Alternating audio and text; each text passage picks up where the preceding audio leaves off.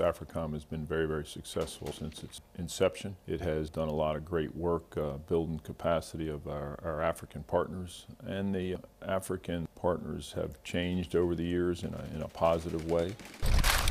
We have also supported the efforts of our ambassadors throughout the region and have advanced U.S. interests. Part of your mission is to establish military relationships. How do they come into play when you're dealing with insurgent threats like what's in Somalia? You can look at all the effectiveness that has been increased in the African partners. So the troop contributing countries in AMISOM, which we support the Department of State as they prepare those forces. They have had some significant success against al-Shabaab, and those troop contributing countries have performed well. As I understand it, the idea was to help the African militaries establish themselves so that they could take care of crises on the African continent without our help. Right, and it's about being a professional force in a democracy. Many of our African partners have increased their abilities as militaries, but also, and probably more importantly, to serve their governments and the people. That's changed significantly. We have, numerous examples of that. So AFRICOM has helped to develop democracy on the continent? Every time our militaries go out there, whether it be Army, Navy, Air Force, Marines, or Coast Guardsmen, they bring a professionalism to them, they bring values, and that example has a major impact on our African partners, plus all the training that we do. So you could look at any of the situations from Ebola to the challenges in Boko Haram, and you can see people who have benefited from a U.S. training and capacity building efforts working very effectively. AFRICOM has garnered a lot of attention with its reaction to the Ebola crisis. How do emerging health issues impact your strategy? The country of Liberia had that problem down there with the Ebola breakout. It basically shook them to their roots. Their confidence was gone. We went down in support of the U.S. aid to support that effort. We actually succeeded beyond most expectations, and not we, but really the Liberian leadership, Liberian people. And then, of course, a small but very, very professional armed force of Liberia, which has been built over the last 10, 15 years. And their motto since their inception has been building a force for good. So that Liberian Army was working with us side by side, showed a tremendous amount of confidence and competency, and helped to inspire the people, as well as provided a huge connection between the medical authorities who were working to support the people of Liberia. So I assumed you learned a lot from the Ebola crisis. Give me an idea.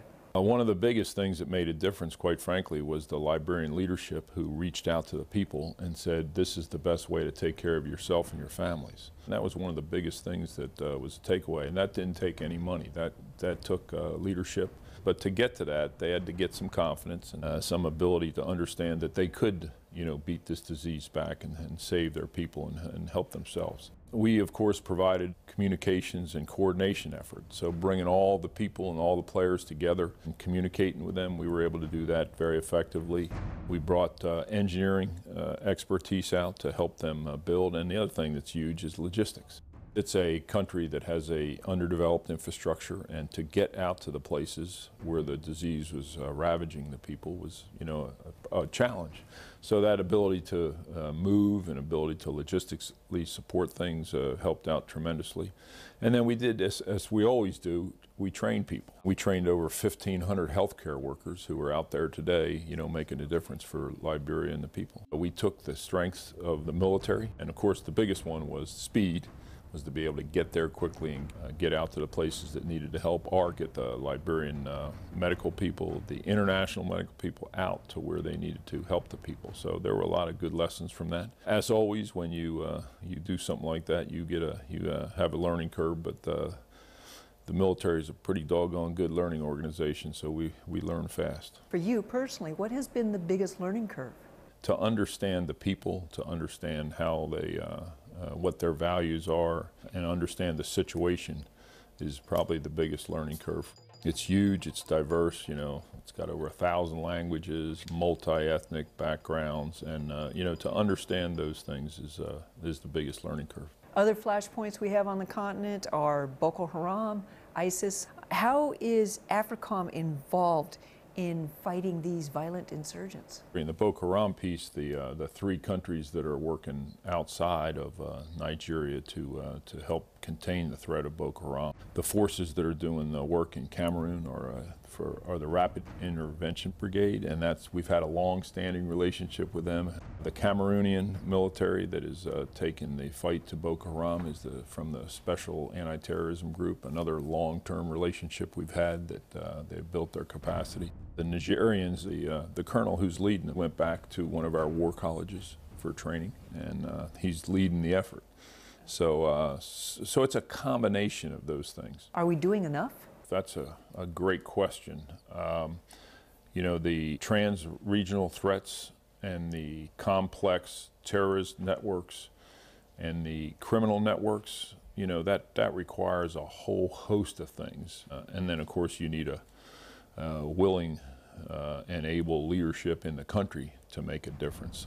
That's all a part of it. You know, the trans-regional criminal and terrorist network continues to grow. We've supported the Africans in successes in that in some areas, and other areas, you know, the Africans have not been as successful, such as Libya. There are reports recently that seem to indicate that AFRICOM has become more willing to engage in combat operations. All that is really, you know, based on the situations out there and what's needed. The way we work with all the African nations out there is it's really a demand-based operation. So what they need is what the things that we help them with, and that's what's most important for how we fit in and what we do in our role as a military. So how does this reflect your recent posture statement to reduce risk for U.S. personnel and our facilities? On the reducing risk in personnel and facilities throughout the African continent, as you know, because of the vast continent, you're really concerned about the distances. So what we have done in support of mainly the State Department, who has the primary responsibility to protect the embassies and the personnel abroad, we have developed cooperative security locations, which we can then move to based on indications of warning, so that we can get close enough and much closer than we've had in the past to be able to support them as the situation requires. So are these staging areas like pre-positioned sites? Cooperative security location is just a small location where we could come in. It's got a couple warehouses. We have contractors that are prepared to come and help us out, and then when the requirement is to get down to move closer to one of these trouble areas, then we move in, put up a bunch of tents, and prepare to support the embassy. So